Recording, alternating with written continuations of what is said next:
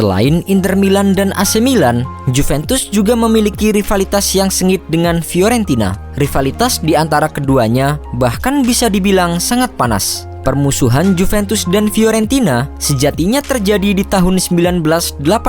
Ketika itu, Juventus mampu merebut gelar Scudetto yang ke-20 pada pekan terakhir Serie A. Hal itulah yang kemudian akan selalu dikenang dalam pertandingan Juventus dan Fiorentina. Sejarah panjang dari perseteruan dan persaingan sengit yang mereka miliki selalu menjadi buah bibir tersendiri di tanah Italia. Kisah tersebut berawal saat Fiorentina melakukan lawatan ke Cagliari, sementara Juventus bertanding melawan Catanzaro. Hingga akhir babak pertama, kedudukan masih sama-sama imbang tanpa gol. Para pengamat pun mulai membicarakan kemungkinan penentuan juara lewat pertandingan playoff. Tapi kemudian terjadilah sebuah skandal yang menghebohkan. Pada babak kedua, Fiorentina berhasil mencetak gol lewat Daniele Bertoni.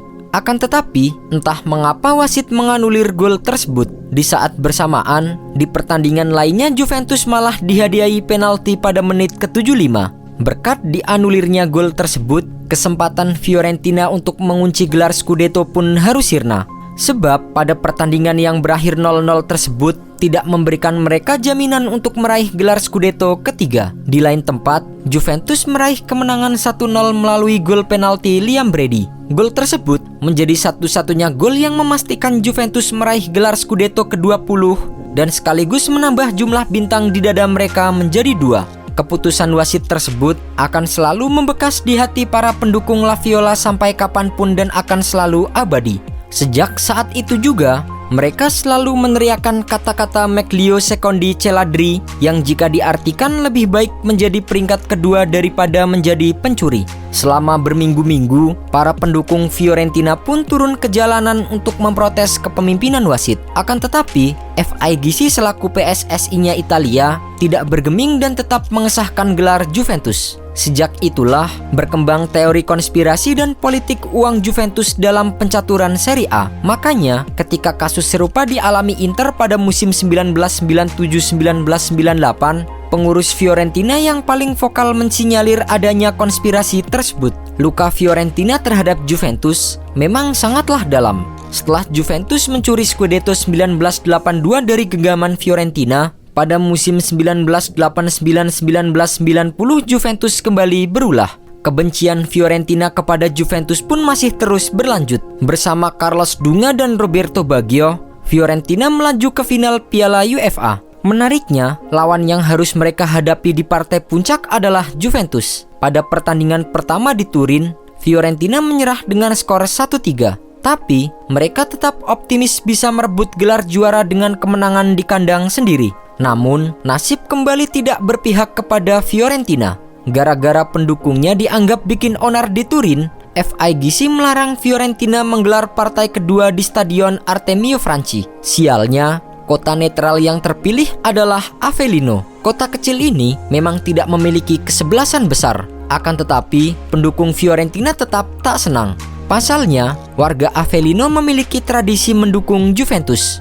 Benar saja, tanpa dukungan publik setempat, Fiorentina dipaksa bermain imbang tanpa gol. Gelar pun melayang lagi dari Fiorentina. Yang lebih menyakitkan, hanya beberapa pekan berselang setelah kekalahan tersebut, Juventus menikam La Viola dengan membawa Baggio ke kota Turin seharga 8 juta pound sterling dan saat itu menjadikan rekor pemain termahal yang dimiliki oleh Fiorentina. Kabarnya, Baggio saat itu mengaku tidak berniat meninggalkan Firenze dengan mengatakan, "Saya dipaksa menerima transfer ini."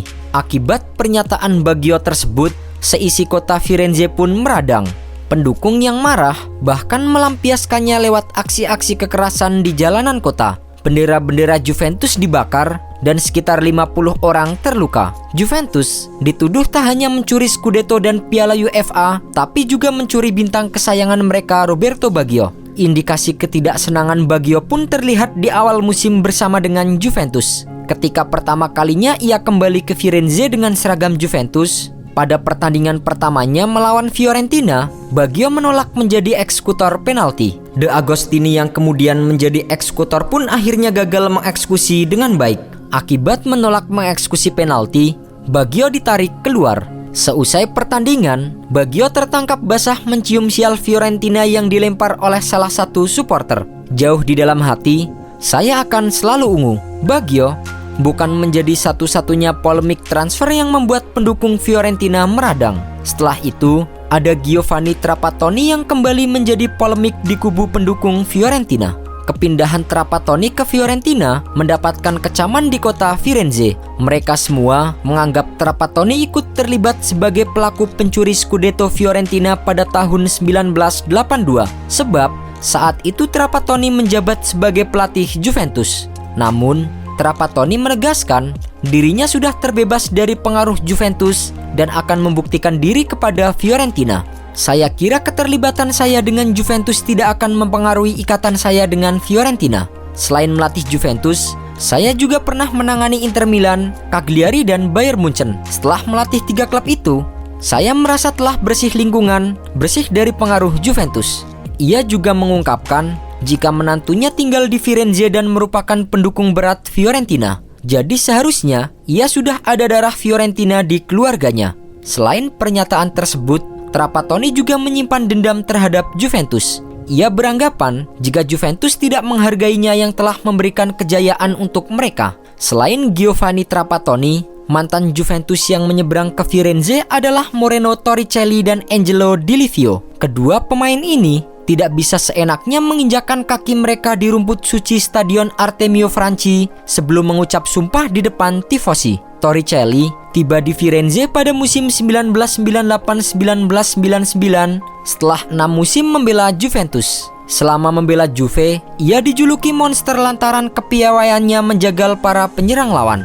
Saking dicintai oleh Juventini, ia pun berikrar untuk menjadi Juventini sejati. Meski di awal musim kedatangannya para pendukung Fiorentina sempat mempertanyakan keseriusan Torricelli, namun ia berhasil mengambil hati para pendukung setelah bersumpah untuk membuktikan seluruh sisa karirnya kepada Fiorentina.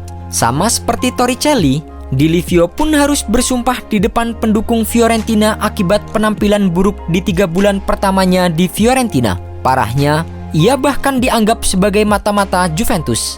Semua orang tahu bahwa ada semacam permusuhan antara pendukung Fiorentina dengan pendukung Juventus. Jadi ketika saya tiba di Firenze, cukup banyak tifosi Fiorentina yang merasa tidak suka. Tetapi setelah 3 bulan berlalu, sepertinya saya berhasil memperoleh kepercayaan mereka seperti yang diperoleh oleh Trapattoni dan Torricelli. Saat ini Juventus adalah musuh nomor 1 saya. Mereka membuang saya, mencampakkan saya, padahal saya memiliki perjanjian dengan klub itu untuk memperpanjang kontrak, tetapi mereka mengusir saya. Di Livio kemudian membuktikannya kepada publik Firenze. Ia tidak hanya bermain total untuk Fiorentina, tetapi tetap bertahan di sana ketika kesebelasan terdegradasi ke Serie C pada musim 2002-2003 setelah dinyatakan bangkrut.